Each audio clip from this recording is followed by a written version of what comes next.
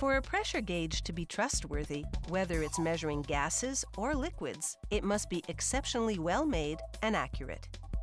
To start, a worker loads an aluminum faceplate into a printing press.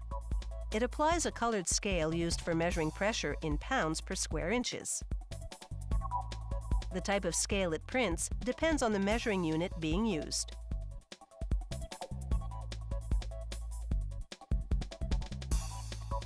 Then a worker puts a copper tube into a bending machine that bends, cuts, and flattens sections of the tube. The amount of flattening and bending determines the pressure range the gauge can measure. Each piece becomes a pressure-sensing tube known as a Bourdon tube. Then a worker cuts lengths of brass that he machines into connectors. They will link the Bourdon tube to an inlet pipe.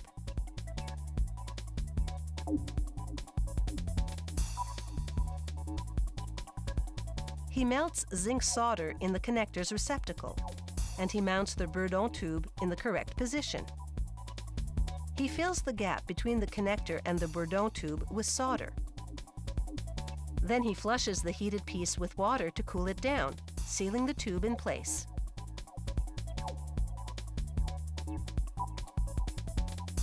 He puts the cooled piece on a mounting fixture and solders the other end of the Bourdon tube to the gauge's internal mechanism. He seals the gap and cools it down.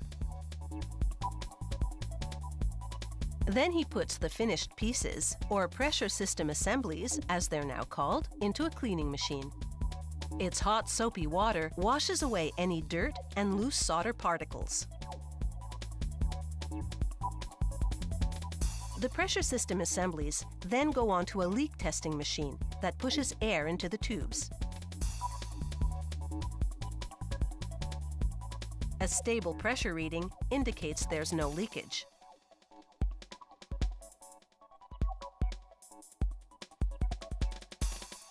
Another worker takes a gear mechanism, which controls the mechanical movement inside the gauge, and places it on the connector.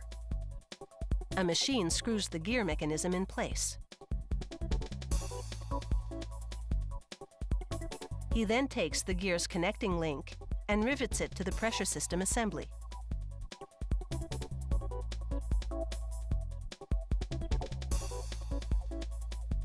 He fits the pressure system assembly inside a protective stainless steel housing. A machine screws it all together.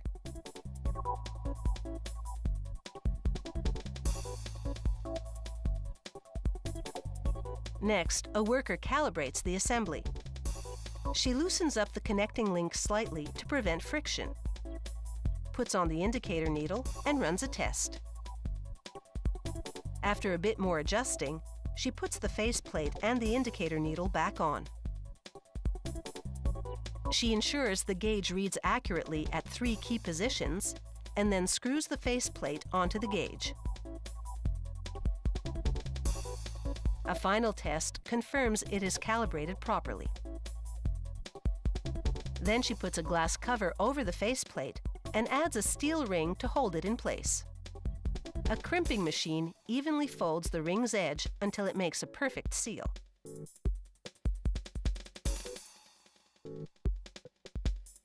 Now she fills the gauge with glycerin. Glycerin lubricates the internal mechanical parts and increases the lifetime of the gauge. Glycerin also absorbs vibration well, which helps the indicator needle remain stable during operation. A worker completes the pressure gauge by sealing off the fill hole with a rubber plug. But of course, not all gauges are built the same way.